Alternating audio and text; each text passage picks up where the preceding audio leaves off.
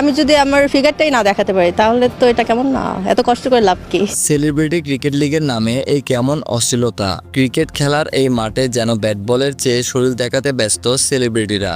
অনুশীলনের সময়ে অথবা খেলার মূল পর্বে সেলিব্রিটিরা ফ্রেমবন্দি হয়েছেন নানান অশ্লীল রূপে, আর সেই ছবি ভিডিওগুলো মুহূর্তের মধ্যে সোশ্যাল মিডিয়ায় ভাইরাল হচ্ছে।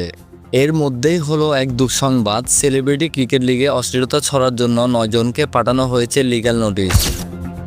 তালিকার প্রথমেই উঠে এসেছে ডিরেক্টর প্রবীর রায় চৌধুরীর নাম। এছাড়াও রয়েছে গিয়াসউদ্দিন সেলিম, তানিম রহমান, অভিনেত্রী মারিয়া মিম, কেয়া পায়েল সহ আরও বেশ কয়েকজন। লিগ্যাল নোটিশে বাংলাদেশ সুপ্রিম কোর্টের আইনজীবী বলেন, সব বয়সী মানুষ যে খেলা দেখে সেই খেলায় এমন অশ্লীলতা কোনোভাবেই গ্রহণযোগ্য নয়।